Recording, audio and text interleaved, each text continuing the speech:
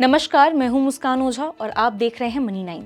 भारत का EV market अभी शुरुआती स्टेज में जरूर है, लेकिन आने वाले 5 से 10 सालों में यही सेक्टर जो है सबसे बड़ा ट्रांसफॉर्मेशन यहाँ पे देखने को मिलने वाला है, ऐसा माना जा रहा है। यही वजह है कि अब सिर्फ यहाँ पे ट्रेडिशनल ऑटो कंपनीज ही नहीं, बल्कि बड़े जो इंडस्ट्रियल ग्रुप्स हैं वो भी इलेक्ट्रिक व्हीकल्स और न्यू एनर्जी टेक्नोलॉजी में अरबों रुपए जो है वो निवेश कर रहे हैं। अब इसी रेस में JSW ग्रुप ने भी बेहद बड़ा जो दाव है वो खेल दिया है।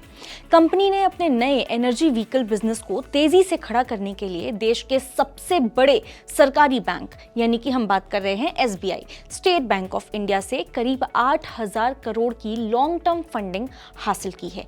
ये जो डील है वो इसलिए भी बड़ी मानी जा रही है क्योंकि इससे साफ हो गया है ये चीज कि JSW अब सिर्फ स्टील या फिर एनर्जी कंपनी नहीं बन के रहना चाहती, बल्कि ये भारत के फ्यूचर ऑटोमोबाइल जो मार्केट है उसमें भी बहुत बड़ा प्लेयर बनने की तैयारी कर रहा है। असल में JSW मोटर्स सिर्फ गाड़ियां असेंबल करने का बिजनेस नहीं बनना चाहती।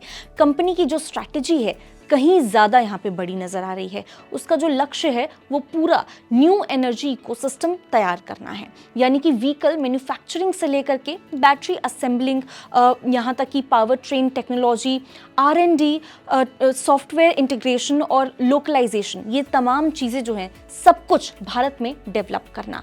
इसी विजन के तहत महाराष्ट्र के छत्रपति संभाजी नगर में एक नई ग्रीनफील्ड मैन्युफैक्चरिंग जो फैसिलिटी है वो बनाई जा रही है, जिसकी सालाना प्रोडक्शन कैपेसिटी लगभग 3.5 लाख व्हीकल्स होने वाली है। ये प्लान जो है ग्लोबल इक्विपमेंट मैन्युफैक्चरर्स के साथ पार्टनरशिप में तैयार किया जा रहा है। अब इसके साथ ही कंपनी जो है वो पुणे में बैटरी असेंबली फैसिलिटी भी बना रही है, ताकि ईवीज और हाइब्रिड व्हीकल्स के लिए जरूरी बैटरी सिस्टम्स और पावर ट्रेन कंपोनेंट्स पर अपनी पकड़ जो है वो मजबूत की जा सके। अभी भारत का जो ईवी सेक्टर है काफी हद तक इंपोर्टेड बैटरी टेक्नोलॉजी और चाइनीज सप्लाई चेन पर डिपेंड करता है। JSW इसी डिपेंडेंसी को कम करके डोमेस्टिक वैल्यू एडिशन बढ़ाने की कोशिश कर रही है। दिलचस्प बात यह है कि JSW यहाँ पे सिर्फ प्योर इलेक्ट्रिक व्हीकल्स पर फोकस नहीं कर रही। कंपनी यहाँ पे प्लग इन हाइब्रिड व्हीकल्स जो हैं, यानी कि जो PHEVs हैं, उन पर भी यहाँ पे बहुत बड़ा दाव लगा रही है। वजह यह है कि भारत जैसे जो मार्केट है उसमें चार्जिंग इंफ्रास्ट्रक्चर अभी पूरी तरह विकसित नहीं हुआ है। ऐसे में हाइब्रिड टेक्नोलॉजी ट्रेडिशनल जो पेट्रोल व्हीकल्स हैं और जो फुल EVs के बीच में एक बहुत ही प्रैक्टिकल ब्रिज बन सकती है।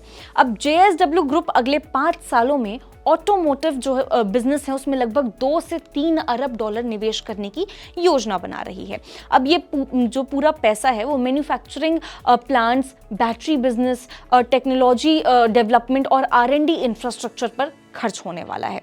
कंपनी भारत में अपना बहुत बड़ा इंजीनियरिंग इकोसिस्टम भी खड़ा करना चाहती है। अभी उसके R&D डिवीजन में करीब 150 इंजीनियर्स जो हैं वो काम कर रहे हैं, लेकिन 2027 तक इसे बढ़ा करके 500 इंजीनियर्स और 2029 तक लगभग 2000 इंजीनियर्स तक ले जाने की योजना है।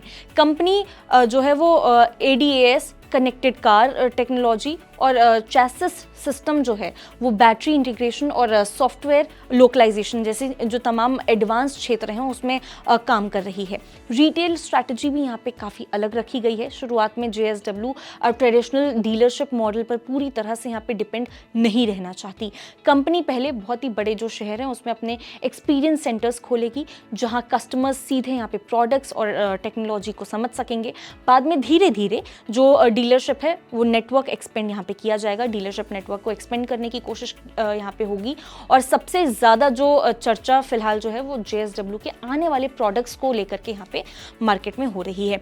रिपोर्ट्स के हिसाब से कंपनी चीन की चेरी ऑटोमोबाइल के साथ टेक्नोलॉजी पार्टनरशिप का इस्तेमाल कर रही है। माना जा रहा है कि JSW भारत में जेटर T2 SUV का यहाँ पे अपना वर्जन जो है वो लॉन्च कर सकती है, जो साइज और पोजीशनिंग में टोयोटा फॉर्च्यूनर जैसी बड़ी SUVs को टक्कर दे सकती है।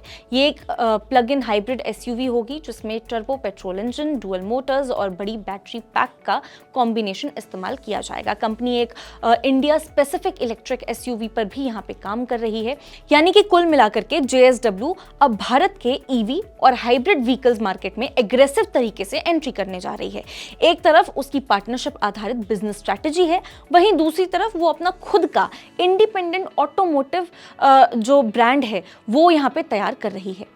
इससे ये साफ है कि आने वाले वर्षों में भारत का ईवी मार्केट सिर्फ यहाँ पे टाटा मोटर्स या फिर महिंद्रा तक सीमित नहीं रहने वाला, बल्कि कंपटीशन काफ़ी ज़्यादा इंटेंस हो सकता है। आप इस बारे में क्या सोचते हैं? क्या कुछ हैं आपके थॉट्स? आप हमें कमेंट करके ज़रूर बता सकते हैं। ऐसी ही और खबरों के लिए आप विजिट कर सकते हैं हमारी वेबसाइट money9live.com और सब्सक्राइब कर सकते हैं हमारा यूट्यूब चैनल Money9। मिलते हैं आपसे अगले वीडियो में, तब तक के लिए नमस्कार।